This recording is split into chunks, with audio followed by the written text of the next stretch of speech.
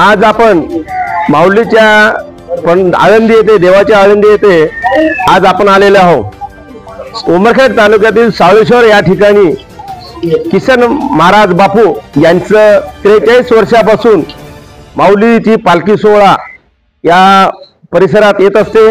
आज आपण आळंदी येथे दाखल झालेले आहोत। ज्ञानोबा विशेष म्हणजे असा आहे की या ठिकाणी सिद्धेश्वर असणारा भगवान म्हणजे महादेव आणि हा सिद्धेश्वराच्या भगवंताच्या कळसाचं त्या ठिकाणी प्रस्थान ज्यावेळेस व्हायला त्यावेळेस काय की तो कळस हालत असतो आणि हे बऱ्याचशा लोकांना परिचित आहे। बरेचसे लोक, हजारो करोडो लोक त्या ठिकाणी बघतात।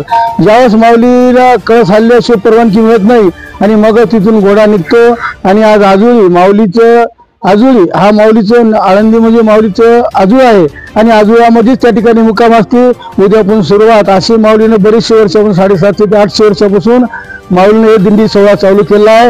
येले रोप लावले शेद्वारी त्याचा वेलू गेला गगनावरी किंवा माझ्या जीवीची आवडी पंढरपुरा नेन गुडी पांडुरंगी मनरंगले गोविंदाचे गुण वेदिले अशा प्रकारचं पदयात्रेमध्ये बरेचसे लोकांना त्या ठिकाणी माऊली घेऊन चालायचे। त्या काळामध्ये कमी लोक होते। या ठिकाणी कमी प्रवास व्हायचा।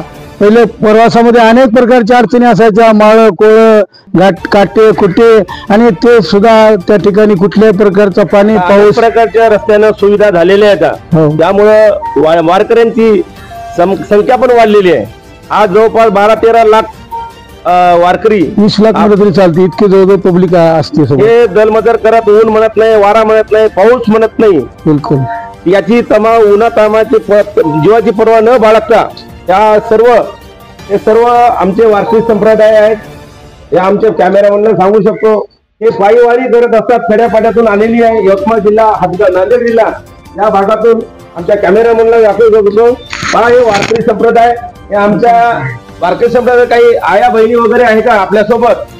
या अशा पद्धतीनं सर्वजण पायीवारी करत असतात आणि आपण जाणून घेऊया त्यांच्यासोबत असले ते त्यांचे सहकारी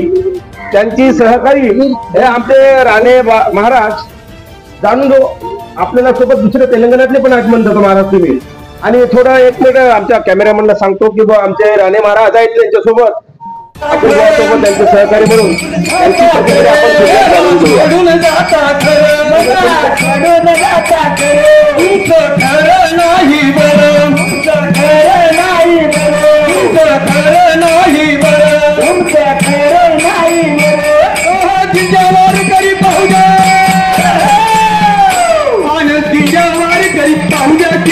तुमच्या संग मला येऊ द्या की, तुमच्या संग मला येऊ द्या की, देवाचं दर्शन घेऊ द्या की, तुमच्या संग मला येऊ द्या की।